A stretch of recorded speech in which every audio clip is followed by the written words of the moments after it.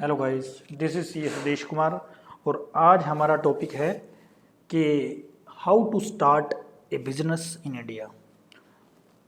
जब भी आप एक नया बिजनेस स्टार्ट करना चाहते हो तो आपके दिमाग में सबसे पहले यही क्वेश्चन आता है कि सर मैं अपना बिजनेस कैसे स्टार्ट करूं। सो आज इसी मुद्दे पे हम डिस्कस करने जा रहे हैं कि अगर आपको भारत में बिजनेस करना है तो आप कैसे बिजनेस कर सकते हो। सो गाइज, मेनली इंडिया में बिजनेस करने के 3 तरीके हैं आपके पास। There are 3 ways to start the business in India. 3 तरीके हैं इंडिया में बिजनेस स्टार्ट करने के। सो सबसे पहला जो मेथड है आपको बिजनेस करने का वो है आपका बाय इनकॉर्पोरेटिंग द कंपनी। आप कंपनी फॉर्म करो और उस कंपनी के थ्रू आप बिजनेस कर सकते हो। सेकंड गाइज जो आपका मोड है वो है आपका पार्टनरशिप। एंड थर्ड जो मोड है आपका that is the proprietorship. Proprietorship means as a individual अगर आप बिजनेस करना चाहो तो कर सकते हो। सो गाइज सबसे पहले हम डिस्कस करते हैं कंपनी के ऊपर। सो गाइज कंपनी के बारे में बात करने से पहले मैं आपको बता दूं कि अगर दुनिया का, सिर्फ इंडिया का नहीं, पूरी दुनिया का अगर सबसे रिलायबल और सबसे ऑर्गेनाइज्ड मेथड अगर है बिजनेस करने का तो वो कंपनी ही है। क्योंकि कंपनी मोस्ट रिलायबल मेथड है भारत के अंदर भी और भारत से बाहर भी बिजनेस करने का। सो गाइज अब पॉइंट आता है कि सर कंपनी कैसे बनती है।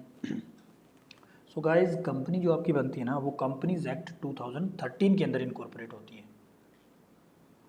इसके अंदर गवर्नमेंट ने एक सेपरेट एक्ट बनाया है जिस एक्ट के अंदर इसका फॉर्मेशन होता है। इसके ऊपर आपको डेडिकेटेड वीडियो मिल जाएगी कि सर कैसे हम कंपनी बनाएं। ठीक है, उसके बाद गाइज क्या होता है कि हम कंपनी बना लेते हैं। कंपनी बनाने के बाद हमें उसके अंदर क्या डालनी होती है, कैपिटल डालनी होती है। Once capital is introduced after that आप अपना बिजनेस स्टार्ट कर सकते हो। सर चलो ये तो समझ में आ गया कि हम कंपनी एक मेथड है और उसे बना के और हम अपना बिजनेस स्टार्ट कर सकते हैं। लेकिन सर कितने तरह की कंपनी होती है, दूसरा क्वेश्चन आपके माइंड में आता है। तो सर 3 तरह की कंपनीज होती हैं।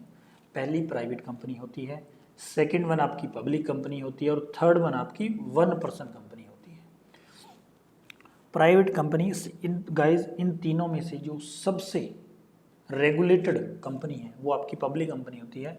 आपको एग्जांपल देता हूँ, इंडसइंड बैंक हो गया, HDFC बैंक हो गया, ठीक है, SBI बोल सकते हो आप, उसके बाद रिलायंस, उसके बाद इन्फोसिस, TCS, ये जितनी भी कंपनीज हैं जिनके आप शेयर खरीदते हो वो सब की सब पब्लिक कंपनीज हैं।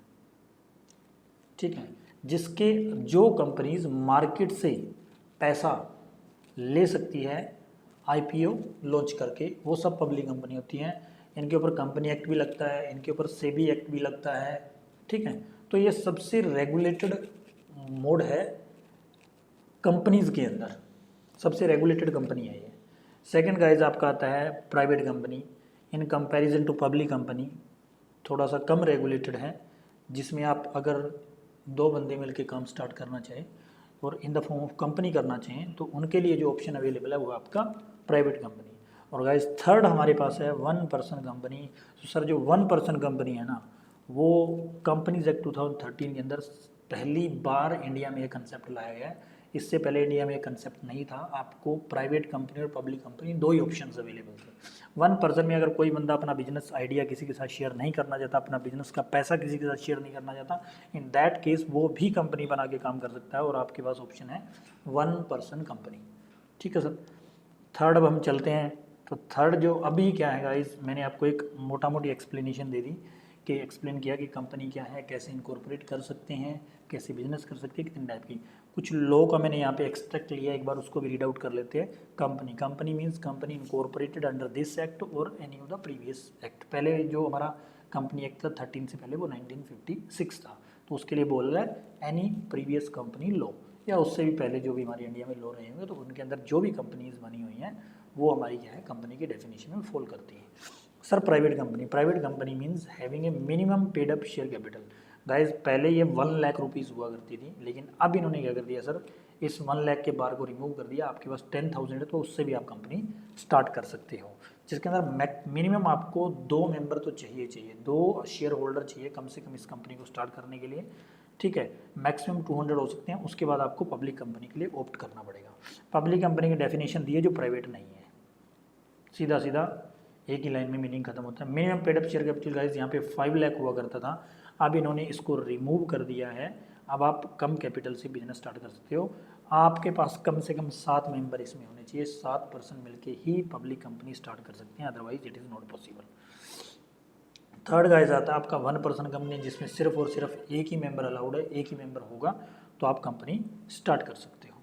ठीक है गाइस, ये हो गया हमारा कंपनी का जो मेथड था कि सर हम कंपनी बना के कैसे काम कर सकते हैं। तो मैंने यहाँ पे आपको एक ब्रीफ इंट्रो दिया कंपनी के बारे में कि क्या कंपनी होती है, क्या क्या टाइप्स होती हैं, अब कंपनी कैसे बनानी है, on that you will get A dedicated video, और इन तीनों में डिटेल में क्या डिफरेंस है उसके ऊपर भी आपको वीडियो अवेलेबल हो जाएगी। सेकेंड गाइज आपका आता है पार्टनरशिप। पार्टनरशिप में क्या होता है कि अर्लियर गाइज 2008 से पहले आप बोल सकते हो सिर्फ इंडिया में एक ही एक्ट था जिसके अंदर पार्टनरशिप बनती थी, वो था 1932। पार्टनरशिप का साफ साफ मतलब समझे, जब दो बंदे मिलकर काम करना चाहें, ठीक है, दो बंदे जब मिलकर काम करना चाहें तो उसे बोलते हैं पार्टनरशिप। ठीक है, वो अपना बिजनेस शेयर कर रहे हैं, अपना आइडिया शेयर कर रहे हैं, अपना पैसा शेयर कर रहे हैं और काम कर रहे हैं, उसको बोलते हैं पार्टनरशिप। अब पार्टनरशिप पहले क्या होता है, 1932 एक एक्ट आता था, एक कानून था जिसके अंदर ये आपकी फर्म बनती थी गाइस। अब हुआ क्या इस कंसेप्ट के अंदर, सबसे इजीएस्ट मोड था, आपको कुछ नहीं करना, एक सिंगल डीड लेनी है, उसके बाद रजिस्ट्रेशन भी मैंडेटरी नहीं है वहाँ पे, बिना रजिस्ट्रेशन के आप अपना काम कर सकते हो, कोई इशू नहीं है। आपको पार्टनरशिप डीड बनानी है, फर्म आपका इनकॉर्पोरेट हो गया, आपको पैन नंबर लेना है और आप अपना बिजनेस स्टार्ट कर सकते हो करंट अकाउंट ओपन करवा के। बड़ा ईजी मेथड आज भी है और था। दूसरा आपका जो कंसेप्ट है वो है लिमिटेड लायबिलिटी पार्टनरशिप। गाइज ये आप कह सकते हो मॉडिफाइड वर्जन है पार्टनरशिप एक्ट 1932 का। ठीक है, इसके अंदर जैसे हम कंपनी बनती है कंपनीज एक्ट के अंदर, वैसे ही आपका ये क्या होता है एलएलपी एक्ट के अंदर एलएलपी बनती है।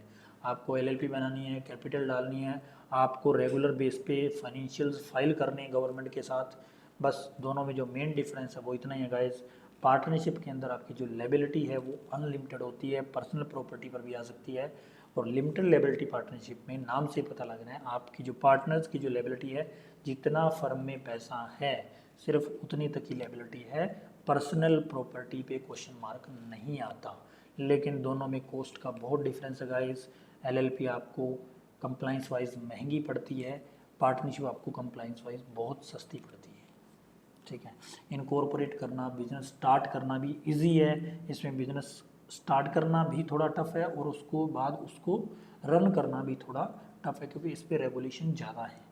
ठीक है गाइस, तो ये था हमारा पार्टनरशिप। यहाँ पे मैंने इसकी कुछ कंटेंट लिखा है, partnership is the relationship between the person who agree to share the profits of a business. Simple जैसे मैंने बताया, जो बिजनेस और प्रॉफिट और कैपिटल सबको शेयर करने में एग्री हो जाए वो पार्टनरशिप बना सकते हैं। रजिस्ट्रेशन मैंडेटरी नहीं है, ठीक है, और liability of A partner for the acts of the firm क्या हो गया, ज्वाइंटली और सेवरली दोनों तरीके से लायबल हो। एज ए पार्टनर तो लायबल हो, पर्सनली भी लायबल हो जाओगे। एनुअल फाइलिंग कहीं नहीं होती, सिर्फ और सिर्फ इनकम टैक्स में होती है आपकी इनकी। ठीक है सर, इसके अंदर क्या है, एलएलपी जो है सेम चीज़ें हैं, वही है, बस कुछ टर्म्स का डिफरेंस है। हाँ वही पार्टनरशिप, इसमें यहाँ पे उसको बोल दिया लिमिटेड लायबिलिटी पार्टनरशिप एग्रीमेंट, जहाँ पे उस एक्ट के अंदर बोल देते हैं पार्टनरशिप डीड। ठीक है, तो डेजिग्नेटेड पार्टनर कम से कम एटलीस्ट 2 पार्टनर तो आपके होना ही चाहिए और उनमें से एक इंडिविजुअल होना जरूरी है। ठीक है, एनुअल फाइलिंग आपको करनी पड़ेगी। ठीक है, अकाउंटेंसी सोल्वेंसी का रजिस्ट्रार के पास हर बार आपको फॉर्म फाइल करना पड़ेगा। ऑडिट के लिए कुछ रिलैक्सेशन है टू सम एक्सटेंट, और एनुअल रिटर्न आपको फाइल करनी मतलब काफ़ी हद तक in line with private company कर दिया इन्होंने एलएलपी को। गाइस थर्ड आपका जो मेथड है हम डिस्कस करने जा रहे हैं वो आपका प्रोप्राइटरशिप।